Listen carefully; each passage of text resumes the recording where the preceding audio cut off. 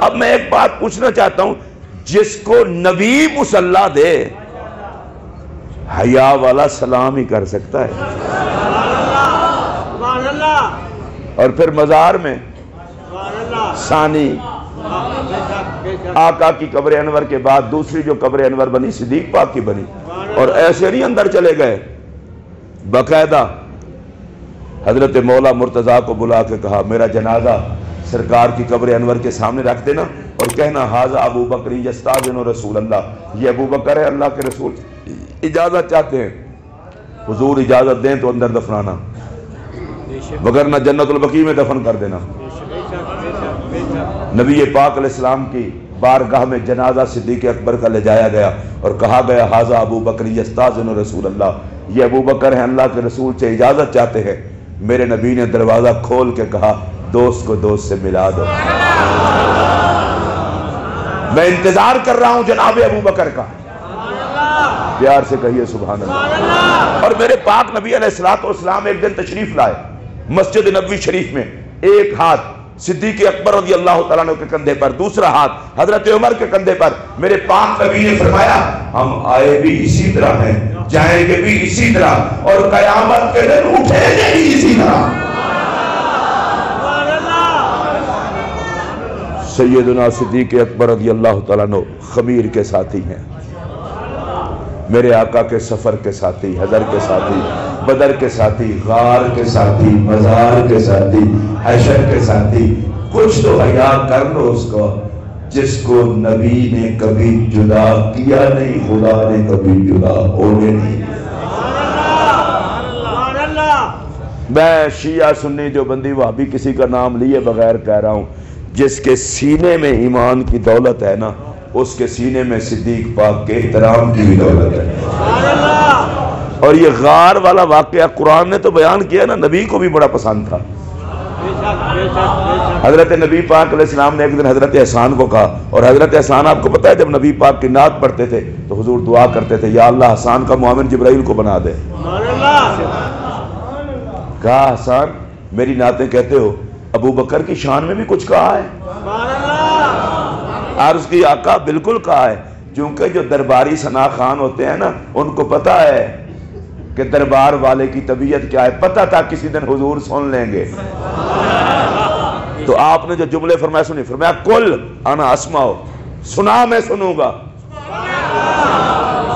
سنا مجھے ابو بکر کی منقبت، سنا ان کی تعریف۔ میں پوچھنا چاہتا ہوں جس کی تعریف خدا کرے، جس کی تعریف مصطفیٰ کرے، اور جس کی تعریف سننے کے لیے نبی محفل کا اہتمام کرے، زمانہ اسے صدیق اکبر کہتا ہے۔ حضرت حسان پاک نے شروع کر دی، ثانی اثنین فی الغار المنیف وقد طاف العدو بہ سار الجبل وکان حب رسول اللہ قد علموا من البریۃ لم یعدل بہ رجلا۔ حضرت صدیق اکبر کی شان بیان کی۔ دو میں سے دوسرا، جب وہ غار میں تھے دشمن پہاڑ کے اوپر چڑھ آئے تھے، پورا منظر کشی کی، اور ابو بکر نبی کا وہ عاشق ہے کہ دنیا میں اس کے مقابلے کا ہے ہی کوئی نہیں۔ یہ بیان کیا حضور کے سامنے، پتہ ہے کیا ہوا؟ فضحک رسول اللہ، سرکار کی خوشی کی حد نہ رہی، حتی بدت نواجزہ، صحابہ کہتے ہیں حضور اتنا کھل کے مسکرائے کہ ہم نے آقا کے پچھلے دانت مبارک کی بھی زیارت کر لی۔ تو آڑے جو جنہاں کو سبحان اللہ نہیں آکھی گئی، تو آنوں کسے شہر نے ڈرایا ہویا ہے۔ اگر بندہ تھوڑا سا مسکرائے تو اگلے دانت نظر آتے ہیں، کھل کھلا کے مسکرائے ہنسے تو پھر سارے آتے ہیں۔ میں ہنسنے کی نسبت حضور کی طرف نہیں کر رہا، تبسم کی کر رہا ہوں۔ سرکار مسکرائے، صحابہ کہتے ہیں سارے پاک دانتوں کی ہم نے زیارت کر لی۔ اب میرا جملہ سنو، حضور بات کرتے تھے تو دانتوں سے نور نکلتا تھا، پتہ نہیں جب فل مسکرائے ہوں گے تو چراغاں کتنا ہوا ہوگا۔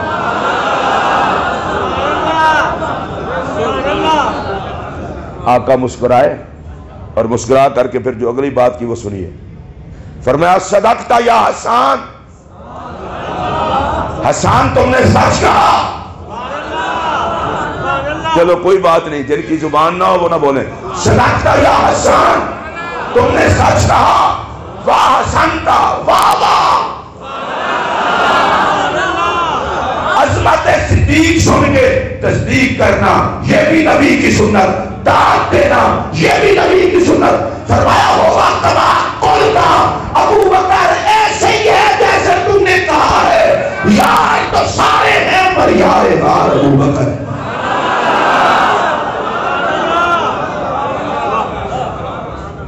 اس لیے اہل سنت کو اللہ نے یہ اعزاز عطا کیا ہے.